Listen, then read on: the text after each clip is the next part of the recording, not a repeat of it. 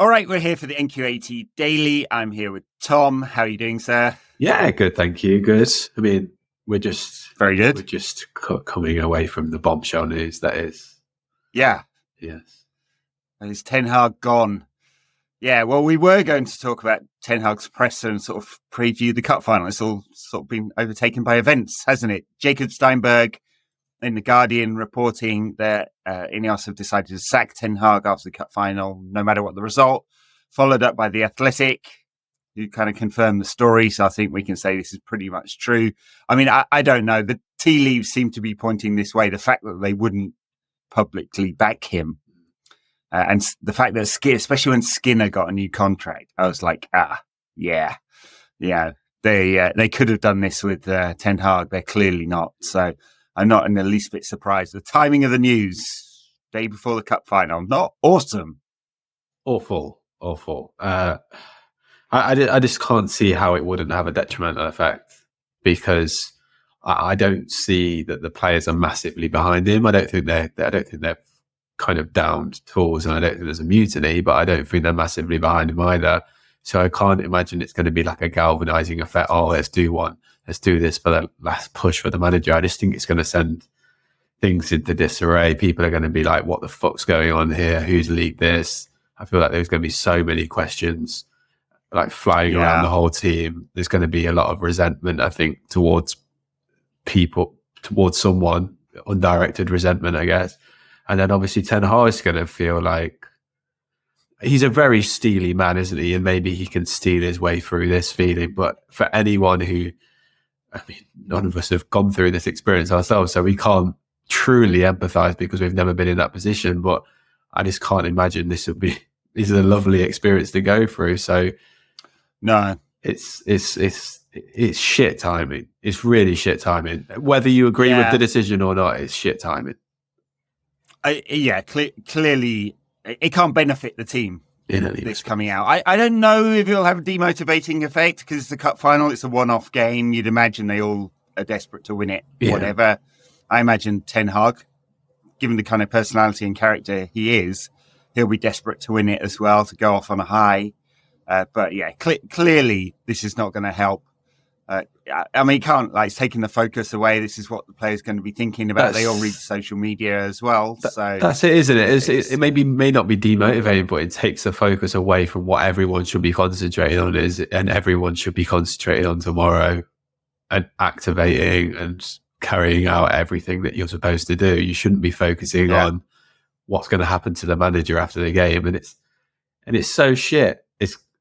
It's just gonna play on the mind of Ten Hag all evening, all of tomorrow, always on the sideline. And whether he's steely enough or not to just kind of put it to the back of his mind, he's a human being and he's going to be thinking about it.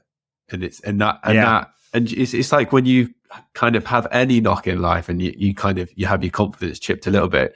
You don't walk or you don't think with the same purpose as you do when you're like fully confident and 100%. And that is just going to be the way that he is going to be operating until tomorrow. Like any human being would, I think. Yeah. Well, we can definitely think about the human side. He's losing his job.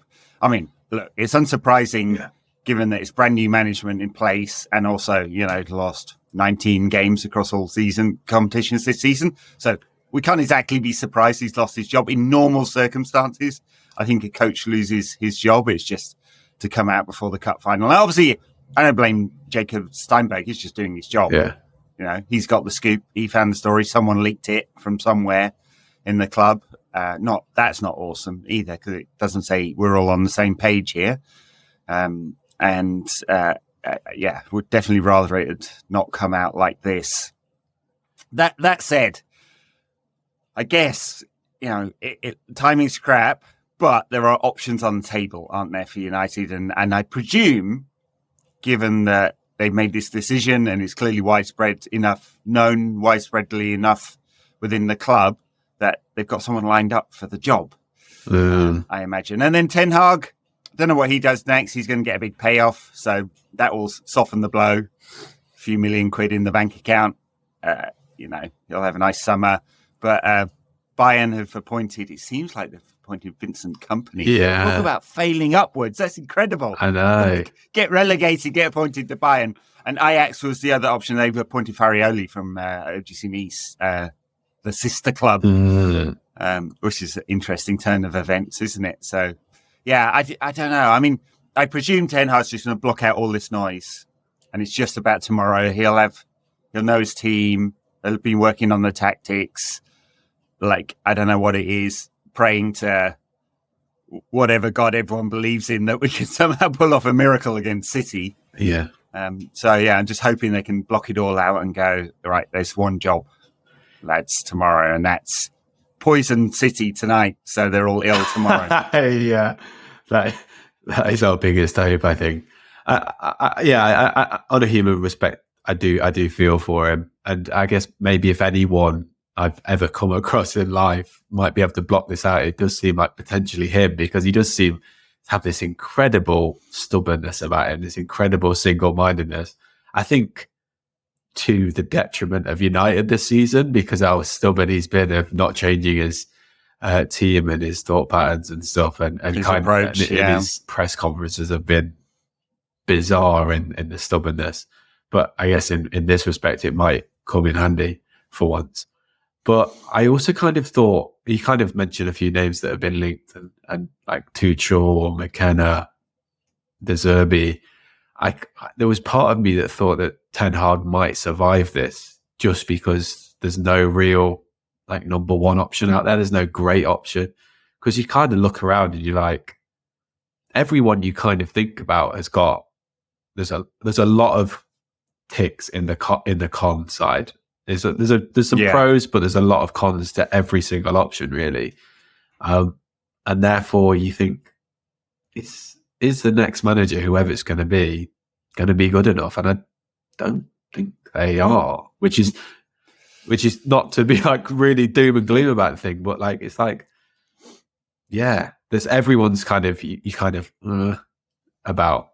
Yeah. Lots of doubts or question marks about all the top candidates, for sure. You know, Ten Hag was asking his press conference yesterday, and I'm not sure who asked it, but I thought it was incredibly rude.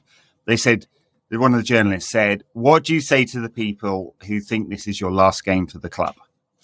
And Ten Hag said, "I have nothing to say to them," which I think was the right answer, because it was just disrespectful. Mm-hmm. You know, especially to put it that way. No, I didn't like that at all. I don't think that's cool. But to come back to your point about all the other manager options, yeah, I mean, I was going through the list of it seems like there's 7 leading candidates, maybe 8, and you know they're Tuchel, De Zerbi, Pochettino, Potter, Southgate, McKenna, Ruben Amorim, who's not really mentioned a lot, but clearly.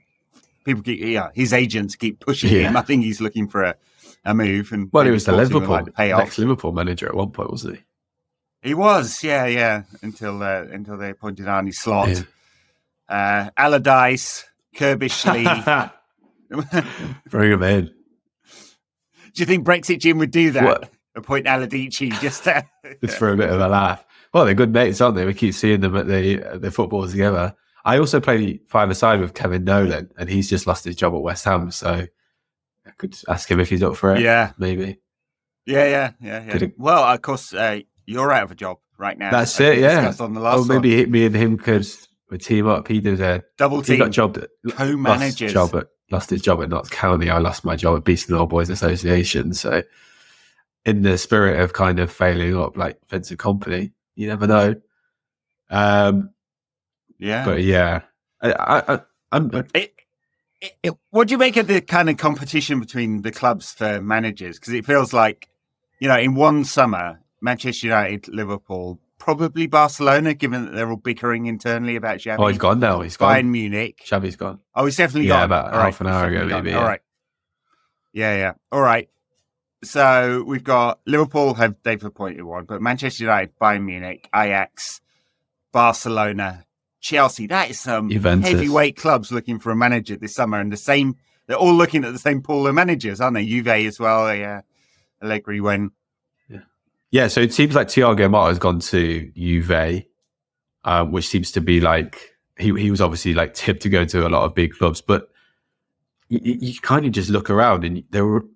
Whereas a few years ago, you used to think, oh, there's loads of great managers coming through. Whereas, like, it doesn't feel like that way anymore. Like, you've got Xabi Alonso as obviously the massive great candidate, but like, apart from that, there's not much out there, to be honest. Like, Motta is obviously a huge one, and Juve moved very quickly to get him.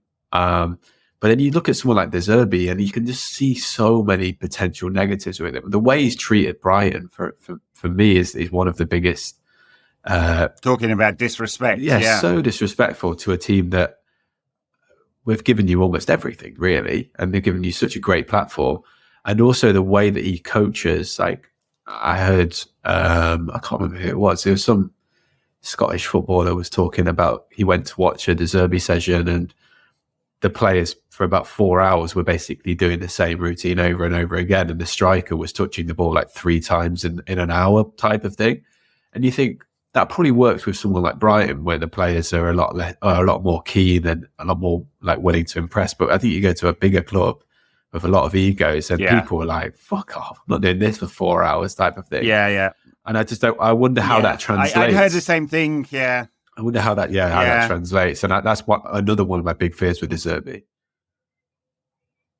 Yeah, whether he's flexible enough to change that approach, and because he's been very, very dogmatic about how they play, but I'm not sure it necessarily translates to a top club. Yeah, playing exactly the way they do. He reminds me almost like he's Bielsa. Flexible with some of the weaknesses. He's almost like Bielsa-esque, like a theorist in a lot of respects, which works with certain clubs. But then when you go a little bit higher, as in like when Bielsa did, he kind of struggled to translate that to the bigger clubs.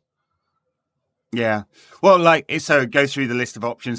Gary Neville once said that Manchester United is a cynical club. The day you leave is the day they forget you, which isn't quite true, or something like that. I'm paraphrasing him.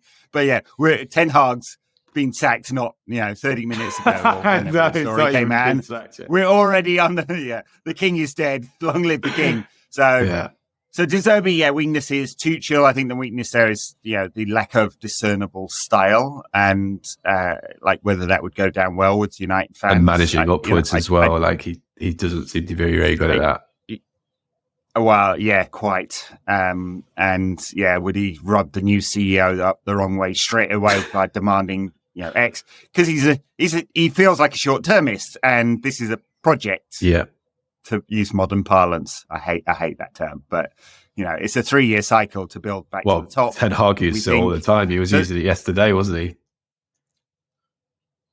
Yeah. Yes, he was. Yeah, I don't like it, but that's Tuchel's weakness. 2 big candidates, Alonso and Motta, are off the table now. Potter, another dogmatic manager who also lack of charisma. Yeah. I think it just he looked like a rabbit in the headlights at Chelsea. Mm-hmm. What the hell's going to happen at Manchester United when the world is focused on you? Yeah, there's no way he's part of the right man for this job. He'd be eaten alive. He'd melt. Yeah, he literally would. And the fact that he's been out of the game for so long also kind of is a bit of a warning sign for me. Is he doing that to have a rest, or why haven't anyone come and snapped him up across the world? Really, I was thinking a Bundesliga club might go in for him, because I think that'd be quite a good move for him. But it just feels weird that he's been out of it for so long. You don't hear that much of him either. No. Who else have we talked about? Southgate, I guess. Options. Southgate, we'll forget that. I mean, I keep coming back to this thing, and maybe I'm over-egging it, but in one of his interviews, when they announced the partial takeover, Ratcliffe said, we're going to pick a club style and fit a manager into that. I keep coming back to that. He was really clear about that one. And so for me, you look at Tuchel and Southgate in particular, you go, well, what is the style? I couldn't tell you what it is. Especially with Southgate, it's mainly damage limitation, isn't it? So, hate the idea of Southgate. I guess. I'm on the pitch. Try not to be as. So, I mean, he would get support. You know what Old Trafford's like. They would support they'd support a tub of lard if it was in the manager's seat. It's it's never turned negative against any manager ever. Like, you know, maybe like under De Gea there were groans for sure, but you know, and well, no, even Moyes. People were supporting Moyes basically to the end, weren't they? So they would support anyone, but I can't see anyone get enthusiastic about Southgate. No, and that's a problem as well, because the rope isn't very long. So when things start to go badly, when you haven't got all that goodwill in the first place, then it's like, whereas someone like a super charismatic foreign manager who's won loads of trophies before might start exactly the same way as Southgate, like potentially quite badly, but because there's the goodwill there, we've got a lot more patience to give him a bit of time. Whereas I think if Southgate within 10 games or whatever hadn't like set the world alight, I feel like there will be moans and groans there, and it'll be kind of when Harry Maguire plays a backward pass to Onana for the 10th time in the half type of thing. It'll be like, oh, for fuck's sake, just get it forward type of thing. And I feel like that's the problem with Southgate. When South, and also just kind of the problem with hiring someone who's not going to have that goodwill in the first place, because that's what you really do need to have. You need to start off on the right foot, like a bit like when Fergie said back the manager, he kind of was intimating exactly that. We need to have that goodwill. That whole place needs to buy into the new man. And I think McKenna, in that respect, also doesn't have that charisma. Maybe he will do, but like he's obviously very early stages. It's hard to kind of have that in the early days, because you don't want to kind of come across arrogant or Billy Big Bollocks type of thing. But I feel like going from Ipswich to United, that is a massive leap. That feels is like a leap, enormous. doesn't it? Yeah. And he's very, very the only plus in his strongly linked to United as well. He is, and like given the Ineos crew appointed a very young manager in Farioli at Nice, and you know, it seems like I know it's completely different worlds, United, but it seems like they're prepared to give very, very young director of football as well, who's also gone. He's gone to Roma. So it feels like they're prepared to back younger managers, executives, and so on. So, but yeah, that is the worry. McKenna, 2 fantastic seasons. Yeah, absolutely. And if you look at the way Ipswich have played, managed to catch some of it. Like I was just thinking about it and like trying to watch some of the videos at Ipswich. They play attacking football. They throw a lot of men forward, 2 fullbacks forward all the time, which is potential. Well, definitely an exploitable weakness at Premier League level. I mean, I guess in the plus side, he's coached at United. He knows the place.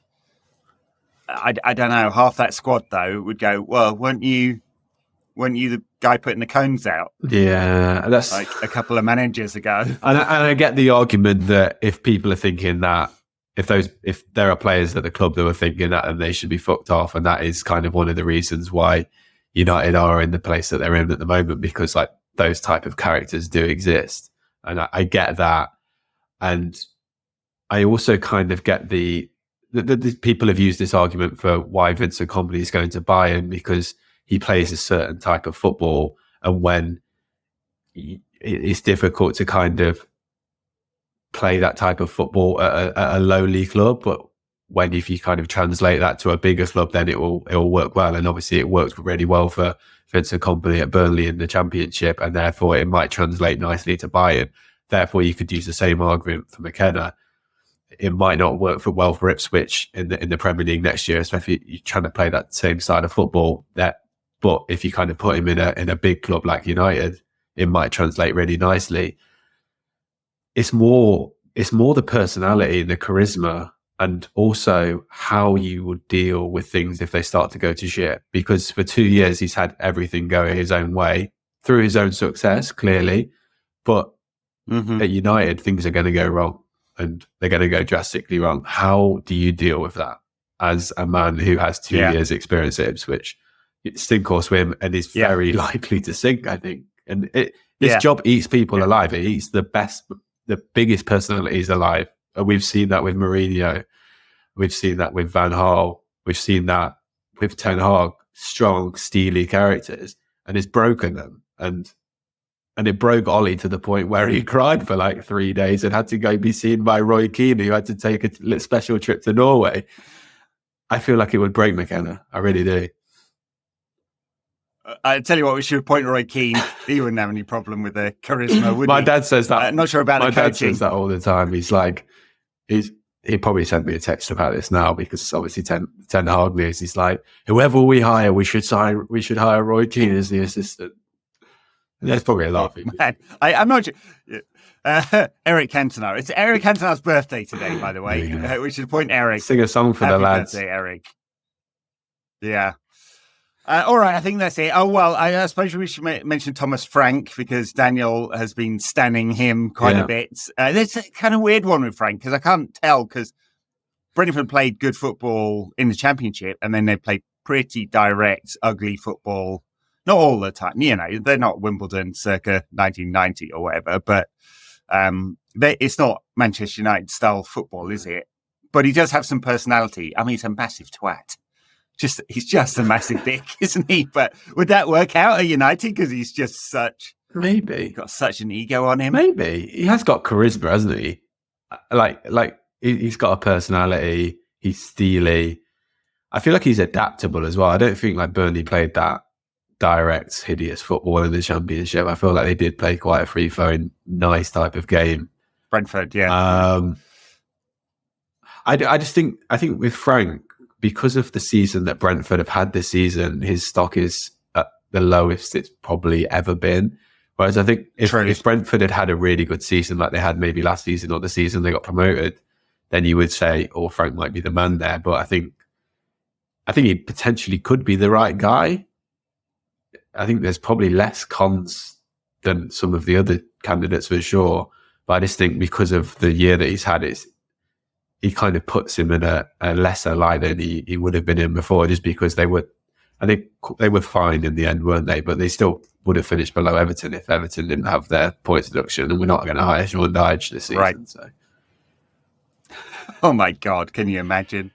All right, we better leave it there. Pretty dramatic news on the eve of the cup final. Not awesome timing. Sorry, Erik. You had a good first season. This season was truly, truly dreadful. And I think in adversity, because we can point to all the injuries and stuff, in adversity, he made a lot of bad decisions. Yeah. And then he doubled down on them. And I think that's the thing that's got him fired. Yeah, agreed. All right. Bye now. Thanks a lot, everyone.